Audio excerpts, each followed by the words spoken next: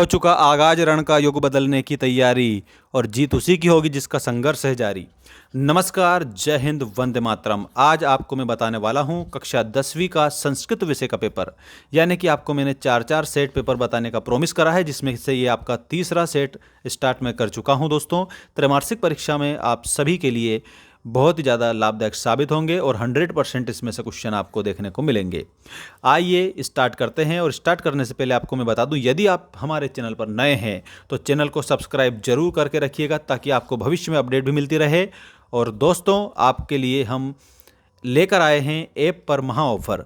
इस शिवरात्रि यानी कि इस सावन में आपके लिए हमने ऑफ़र चला रखा है, तो आप ज़रूर ज़रूर इनरोल होइए और वार्षिक परीक्षा का जो अधिक से अधिक अंक आपके आए ऐसा स्टडी मटेरियल प्राप्त कर लीजिएगा। दोस्तों, आज संस्कृत विषय का ये पेपर मैं बता रहा हूँ, लास्ट तक जुड़े रहिए मेरे साथ में, ताकि आपकी प्रॉपर हेल्प हो जाए और आप अच्छे नंबर लेकर आओ। चलिए स्टार्ट करते हैं।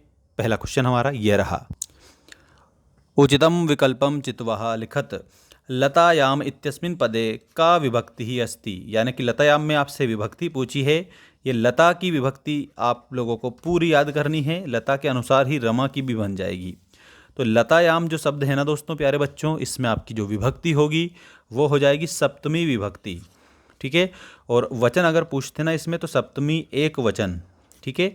सप्तमी विभक्ति में लतायाम बनता है एक वचन के रूप में। अगला देखिए, कवि शब्दस्य द्वितीया विभक्ते रूपम अस्ति। यानी कि कवि शब्द का द्वितीय विभक्ति में कौन सा रूप बनेगा? कविम बन जाएगा। ठीक है। कविम will be the correct answer. और इसके बाद में आपका नेक्स्ट क्वेश्चन ये रहा, ध्यान दीजिएगा। रमा इत्यस्य पदे का विभक्ति ही अस्ति। यानी कि जो रमा शब्द लिखा हुआ है इसमें आपसे विभक्ति पूछी है। दोस्तों, इसमें सिंपल आपको विभक्ति बतानी है प्रथमा, क्योंकि रमा शब्द जो है इसमें आपकी प्रथमा विभक्ति होगी। इसके बाद पितृ इत्यस्य शब्दस्य प्रथमा विभक्ते रूपम किम। पितृ शब्द यानी पिताजी को बताते हैं, पिताजी।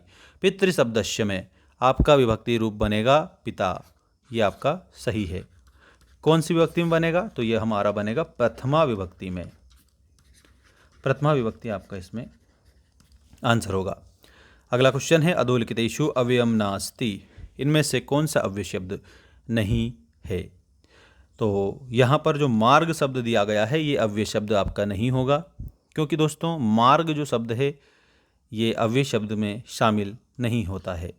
इसके बाद अगला देखिएगा, कश्यपः शनैः शनैः चलति इत्यस्मिन् वाक्ये अव्यय पदम किम अस्ति। तो शनैः शनैः यानी धीरे धीरे, ये शनैः शनैः अव्यय पद है। ठीक है ना। तो आपको शनैः शनैः लिख देना रहेगा। ये अव्यय पद है। अव्यय पद में किसी भी प्रकार का कोई परिवर्तन नहीं होता है, ये भी आपको याद रखना है।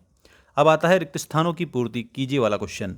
देखिएगा पहला क्वेश्चन, गच्छ इत्यस्मिन् पदे लकारः अस्ति। तो गच्छ में कौन सा लकार है? लोट लकार आपका इसमें हो जाएगा, लोट लकार।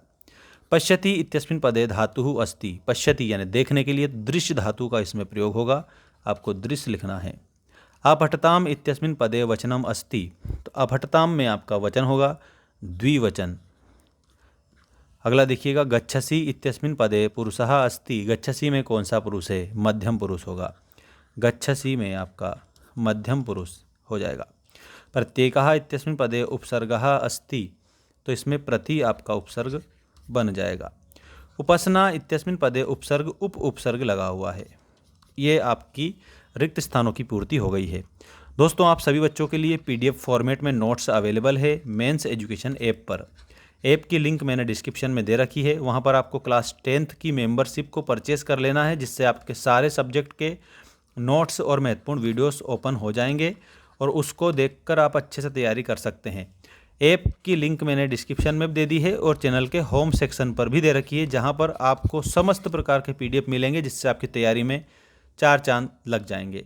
अब देखिएगा, शुद्ध अशुद्ध वाक्य, शुद्ध वाक्यम समक्षम आम, अशुद्ध वाक्यम समक्षम ना इति लिखत। जहाँ पर सही है वहाँ पर आम लिखना है, जहाँ पर गलत है वहाँ पर ना लिखना है। व्यंजन संदेह उदाहरणम सदाचार इति भवति। तो सत प्लस आचार सदाचार, तो यानी कि इसमें आपको आम लिखना रहेगा, ये सही बात है। नेक्स्ट है, अति प्लस आचार इत्यस्य संधि अत्याचार भवति। This is very correct. इसमें भी आपको आम लिखना रहेगा। नेक्स्ट देखिएगा, परोपकारः इति उदाहरणम विसर्ग संदेह अस्ति। विसर्ग संदेह परेशान उपकारः, परेशान उपकार, परेशान उपकार, पर प्लस उपकार, गलत, इसमें ना लिखना। हरिहरौ इति उदाहरणम बहुब्रीहि समासस्य अस्ति, तो हरिहरौ, हरिहरौ में दोनों पद प्रधान है, बहुब्रीहि समास नहीं है। ठीक है, इसमें आपको क्या लिखना है, इसमें आपको ना लिखना है। यथा शक्ति ही इति उदाहरणम अव्ययभाव समासस्य भवति, अव्ययभावस्य अस्ति, इसमें आम लिखना। यथा शक्ति अव्ययभाव समास का उदाहरण है, सही बात है। तत्पुरुष समासस्य उदाहरणम बाण दतः इति अस्ति, तो बाण दता हो या बाण हता हो, तत्पुरुष समास ही है इसमें। ठीक है, तो इसमें बाण हतः, आप आंसर याद रखना, बाणेन हतः, इस तरीके से इसका विग्रह बनता है। किसका बनता है, बाण हतः का, बाण हतः, इस तरीके से आपको याद रखना है। आगे बढ़ते हैं, क्वेश्चन नंबर 4, युग मेलनम कुरुत, यानी कि ये जोड़ी बनाना है। आप सभी के लिए 4-4 सेट अवेलेबल है इसी चैनल पर, ये भी ध्यान रखना। बैक टू बैक सब सब्जेक्ट के 4-4 सेट पेपर मैं बता रहा हूँ, ताकि त्रैमासिक परीक्षा में आप धूम मचा दो।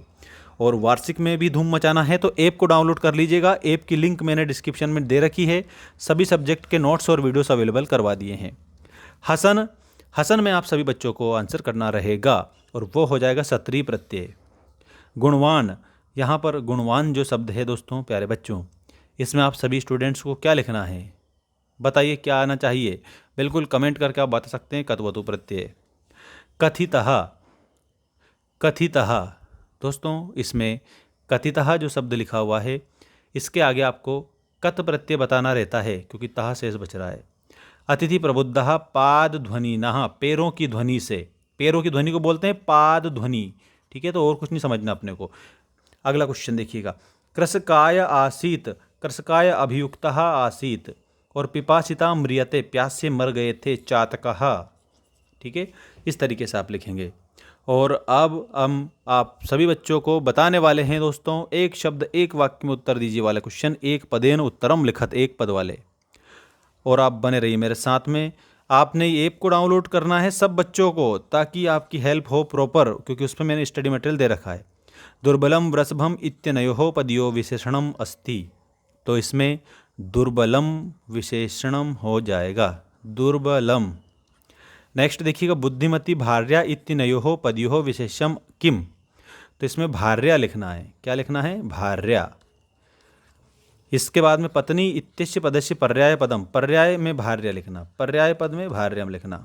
ठीक, अगला देखो, लोचनम इत्यस्य पदस्य पर्याय पदम, लोचन का नयनम, नेत्रम, तो नेत्रम लिख देते हैं अपन।